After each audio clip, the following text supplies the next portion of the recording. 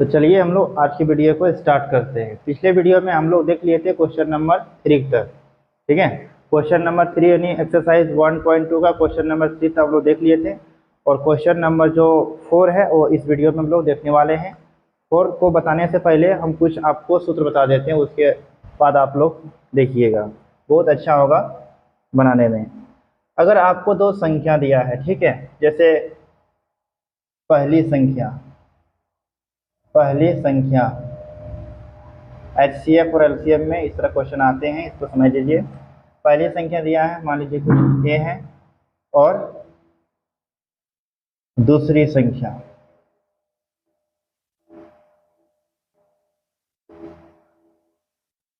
संख्या को आप B मान लीजिए। पहली संख्या A और दूसरी संख्या क्या माने हैं B।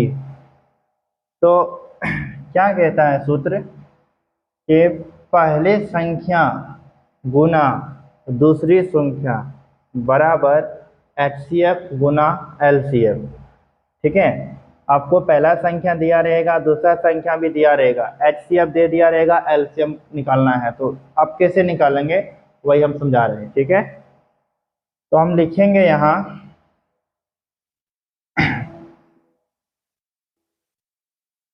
पहली संख्या को A माने है ना, तो यानी देते हैं A, पहली संख्या A और दूसरी संख्या B, यानी A गुना B बराबर HCF गुना LCM। ठीक है, अगर यहाँ से हमें HCF पूछे, क्या पूछे, HCF, पहली संख्या भी दिया है, दूसरी संख्या भी दिया है और LCM दिया है, HCF निकालना हो तो कैसे निकालेंगे। तो HCF निकालना हो तो HCF निकालने के लिए आप क्या करिए, LCM इधर गुना में है, इधर आपको ले आएंगे तो क्या होगा, डिवाइड हो जाएगा, यानी पहली संख्या गुना दूसरी संख्या और बटे क्या दे देंगे, भाग दे देना है LCM से। आपको क्या पता हो जाएगा, LCM पता हो जाएगा।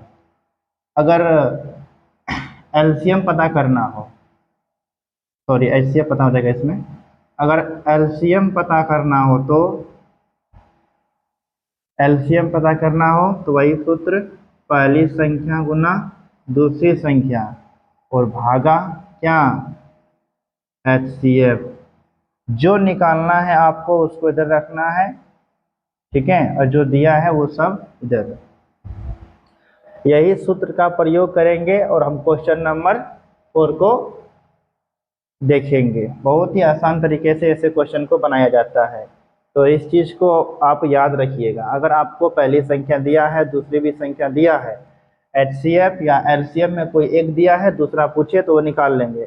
इससे अगर HCF दिया है, LCM भी दिया है, पहली संख्या दिया है, दूसरी संख्या पूछे, तो दूसरी संख्या निकालने के लिए फिर आप इसका जैसे अगर हमें दूसरी संख्या निकालना है, मान लीजिए हमें दूसरी संख्या ने B निकालना है, तो B निकालने के लिए क्या करेंगे, A को उधर भाग दे देंगे, HCF गुना LCM, भागा क्या दे देंगे A से, आपको क्या पता हो जाएगा, दूसरी संख्या। ठीक है, अगर आपको पहली संख्या पता करना हो तो पहली संख्या पता करने के लिए क्या करेंगे, HCF और LCM को इधर रखेंगे और भाग दे देंगे किससे, दूसरी संख्या से।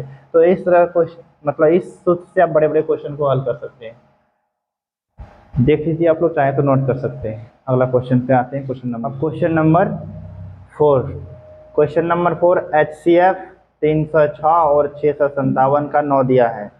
इन दोनों संख्या का HCF दिया है और LCM आपको ज्ञात करना है। ठीक है, क्या दिया है आपको वो लिख लेना है, यानी ये दो संख्या का HCF हमें कितना दिया है, 9 दिया है, यानी HCF क्या दिया है, कितना दिया है, 9। क्या निकालना है हमें, LCM निकालना है। ठीक है, तो लिखेंगे वही जो बताएं कि पहली संख्या गुना दूसरी संख्या बराबर HCF गुना LCM। अगर हमें LCM निकालना है तो LCM निकालना हो तो LCM के लिए क्या सूत्र बताए थे, LCM निकालने के लिए बताए थे पहली संख्या गुना दूसरी संख्या और भाग दे देना है किससे, HCF से। तो आपका एलसीएम निकल जाएगा, है ना। पहली संख्या कितना है 306, दूसरी संख्या कितना है 657, क्या दिया है एचसीएफ कितना 9। एलसीएम कैसे निकलेगा, इसको डिवाइड करिए, 9 सत्ते 63 और 9 तिया 27, तो एलसीएम कितना आ गया 306 गुना 73, कर लीजिए गुना, 306 गुना 73 करे तो कितना आएगा 6 तिया 18, यहाँ हो गया 1 3 तिया 9, 7 छोके 42, 7 तिया 21, 2 1 3, 9 4 13 के 3 1 2, यानी 22,338। कितना हो गया एलसीएम 22,338 क्या आ गया एलसीएम आ गया। यही करना था इस क्वेश्चन में। क्वेश्चन नंबर 4 बता दिए हैं, चाहे तो इसे आप स्क्रीनशॉट लीजिए और नोट कर लीजिए। चलिए अब क्वेश्चन नंबर 5 क्या कहता है, जांच कीजिए कि क्या किसी प्राकृतिक संख्या n के लिए संख्या 6 पर पावर n अंक 0 पर समाप्त हो सकती है। अब इसे हमें हल करना है। क्या कहा क्वेश्चन कि 6 पर पावर n अंक 0 पर समाप्त हो सकती है। देखो नियम क्या कहता है, नियम कहता है कि कोई भी संख्या शून्य पे समाप्त होती है, यानी इकाई अंक क्या हो 0 हो, तो उसका जब आप अभाज्य गुणनखंडन करिएगा तो उसमें 2 और 5 आता है। तो उसी नियम के आधार पर इसको हम हल करेंगे। जैसे कोई भी क्वेश्चन हो, जैसे जो अंक 0 पे समाप्त होता है, जैसे 10, तो इसका अभाज्य गुणनखंडन करेंगे ना तो क्या आएगा 2 गुना 5 आएगा। जैसे 20, तो 2 गुना 2 गुना 5, कम से कम एक बार 2 और 5 आना चाहिए, ठीक है, तभी वो अंक क्या होगा 0 पे समाप्त होगा कोई भी अंक। जैसे 6 पर पावर n, 6 पर पावर n जैसे करेंगे तो 6 पर पावर n, तो इसका अभाज्य गुणनखंडन करेंगे तो क्या होगा 2 गुना 3। तो जैसे पहले बता देते हैं, जैसे ये क्या है 2 और 3 आया, 5 नहीं आया, तो ये से ये 0 पे समाप्त तो नहीं होगा, है ना। तो इसको बनाएंगे कैसे, लिखेंगे कैसे, इसमें तो कुछ लिखना पड़ेगा। तो हम कहेंगे कि हम जानते हैं कि जो अंक 0 पे समाप्त होता है उसके अभाज्य गुणनखंडन में 2 गुने 5 कम से कम एक बार आता है, अतः 6 पर पावर n अंक में। तो उसके बाद लिख दीजिएगा, इसको कर देना है और लिख देंगे कि 6 पर पावर n में केवल 2 और 3 है जो कि 5 आना चाहिए, इसलिए ये अंक जो है 6 पर पावर n अंक 0 पे समाप्त नहीं होगी। तो इसको कैसे लिखेंगे, तो देखिए क्या लिखेंगे, हल में लिखते हैं, हम जानते हैं कि कोई भी अंक जो शून्य पर समाप्त होती है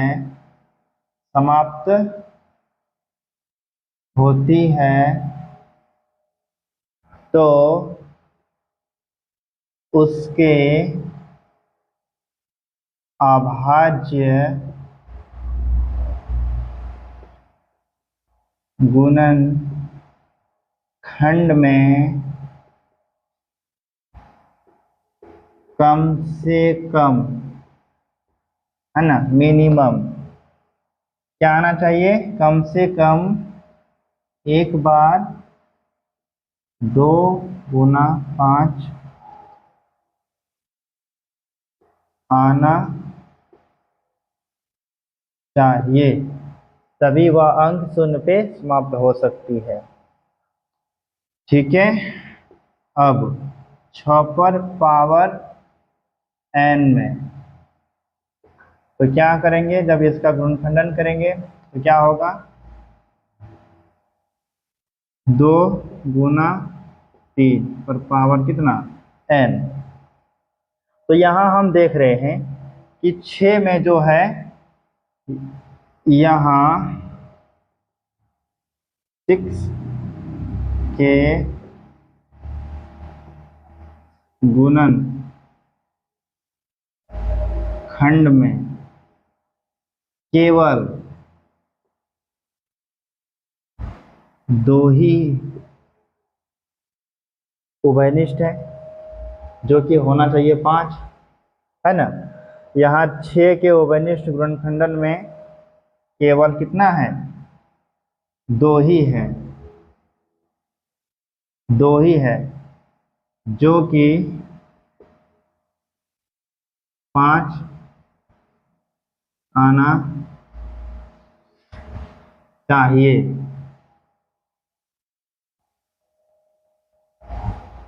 इसलिए इसलिए 6 पर पावर n अंक 0 पर समाप्त नहीं हो सकती। ठीक है, बहुत आसान तरीके से बता दिए आपको, इसको ध्यान से समझ लेना, ये क्वेश्चन आता है।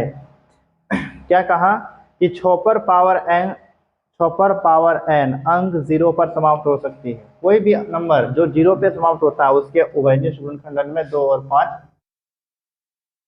रो दिया है ना। देखिए लाइट चला गया है ना, तो आप लोग इसको नोट कर लीजिएगा, हम बता दिए और लाइट की समस्या है, तो चलिए इसको नोट कर लीजिए आप लोग।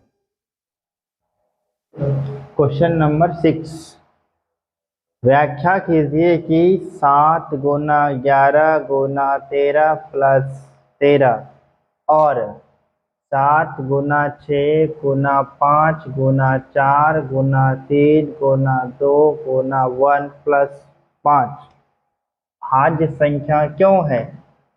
ये जो 2 संख्या दी गई है, पहली संख्या ये और दूसरी संख्या ये, आखिर ये भाज्य संख्या है तो क्यों है, आपको बताना है। चलिए इसे स्टार्ट करते हैं, समझाते हैं क्वेश्चन को, क्यों है ये भाज्य संख्या। तो हम कहेंगे पहली संख्या को लिखिए। पहली संख्या क्या है, पहली संख्या है 7 इंटू 11 इंटू 13 प्लस 13। 13 यहाँ भी है, 13 यहाँ भी है, तो 13 क्या है कॉमन हो जाएगा, तो कॉमन कर लेंगे तो कितना बचेगा, इतना बचेगा। ठीक है, यानी पहली संख्या में एक उभयनिष्ठ जो नंबर है वो कितना है 13 है, ये उभयनिष्ठ संख्या 13 है, यानी ये 13 है, तो ये संख्या हम ऐसा कह सकते हैं कि पहला संख्या 13 से क्या है भाज्य है, ये भाजित है। दूसरी संख्या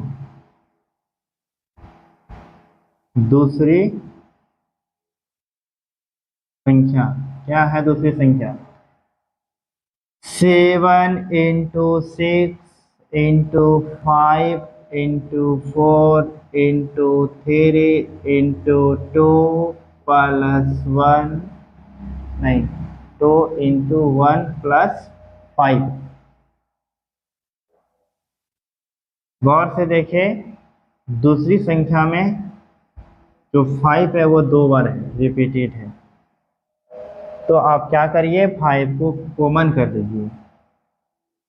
5 को कॉमन करेंगे तो क्या बचेगा 7 इंटू 6 इंटू 4 इंटू बड़ा थोड़ी देते हैं 4 इंटू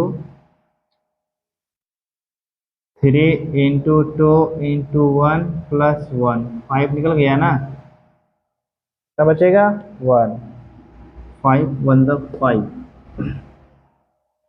तो हम कह सकते हैं पहली संख्या में 13 एक उभयनिष्ठ गुणनखंड है, दूसरी संख्या में 5 एक उभयनिष्ठ गुणनखंडन है, इसलिए दी गई संख्या भाज्य संख्या है। क्लियर? उसी को लिखते हैं। यहाँ लिखेंगे चूंकि पहली संख्या एवं दूसरी संख्या में, पहली संख्या एवं दूसरी संख्या में 5, पहली संख्या एवं दूसरी संख्या में, पहली संख्या कितना है 13 और कितना है दूसरी संख्या में 5, एक उभयनिष्ठ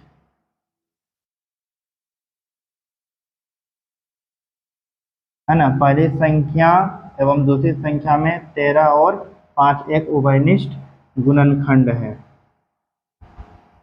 गुणनखंड है, इसलिए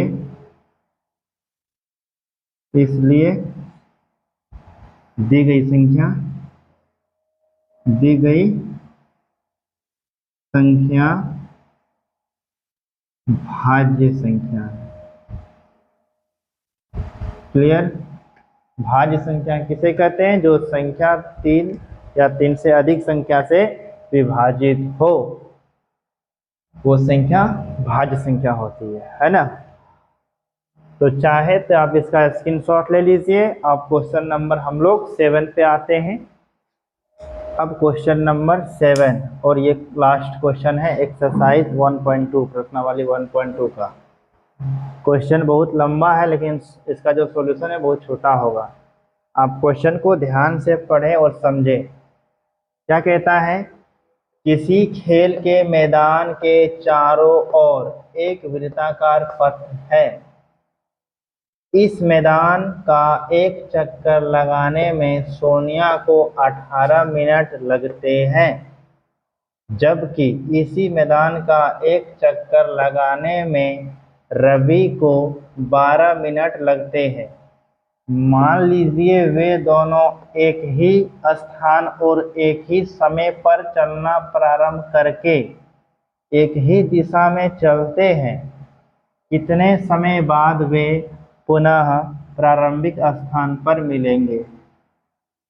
क्या कहा है इस क्वेश्चन में? आप समझे कि मान लीजिए कि वे दोनों एक ही स्थान और एक ही समय पे, मतलब एक वृत्ताकार पथ है, ठीक है, ये क्या है? सर्किल है, और एक स्थान से दोनों क्या करता है? चलना शुरू करता है। जब सोनिया इस वृत्ताकार पथ को चक्कर लगाता है तो उसे 18 मिनट लगता है, और यही वृत्ताकार पथ को जब रवि चक्कर लगाते हैं तो उसे कितना लगता है भाई? 12 मिनट लगाता है। रवि को कितना लगता है? 12 मिनट लगते हैं।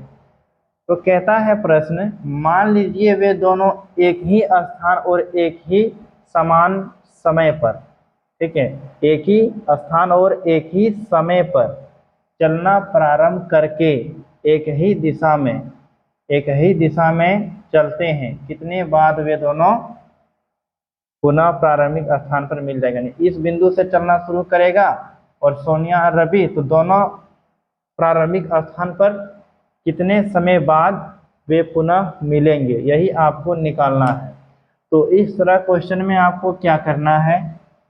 देखिए, आपको 18, ठीक है, क्या करिए? कुछ नहीं करिए, हम लिखेंगे सोनिया और रवि को पुनः प्रारंभिक स्थान पर मिलने में लगा समय, है ना।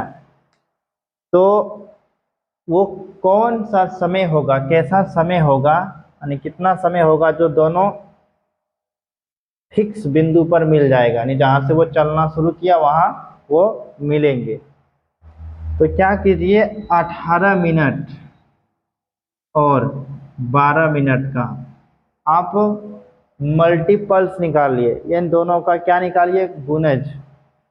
और इन दोनों का जो न्यूनतम जो कॉमन मल्टीपल्स होगा ना, वही क्या होगा, प्रारंभिक स्थान होगा, वही वो समय होगा। ठीक है, तो 18 का मल्टीपल्स 18 का गुना लिख दीजिए, 18 का 18, 18 दूनी 36, 18 तिया 54, 18 चौक 72, 18 पंचे 90।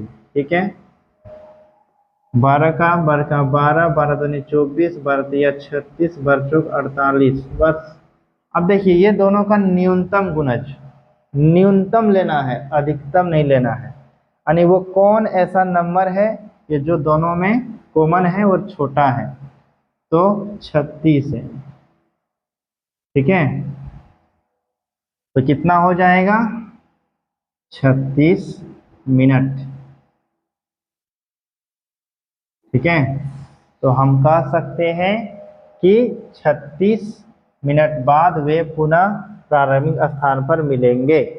ये आपको लिख देना है, 36 मिनट बाद पुनः वे प्रारंभिक स्थान पर मिलेंगे। कुछ नहीं करना है। ऐसे क्वेश्चन में क्या करना है, दो संख्या क्या क्या कर रही है, हम एलसीएम निकाल रहे हैं। एलसीएम आप चाहे तो मल्टीपल यानी गुणज विधि के द्वारा निकाल सकते हैं, या तो आवाज गुणनखंडन विधि द्वारा निकालिए, आपको जो अच्छा लगे वो निकालिए। ठीक है, दोनों विधि हम बता दिए हैं।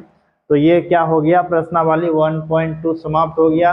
सारे क्वेश्चन को हम अच्छे तरीके से बताए हैं, और आप लोग से रिक्वेस्ट है कि चैनल को सब्सक्राइब कीजिए, लाइक कीजिए वीडियो में, है ना। तो चलिए मिलते हैं अब अगला एक्सरसाइज में, तब तक सभी दोस्तों को थैंक यू।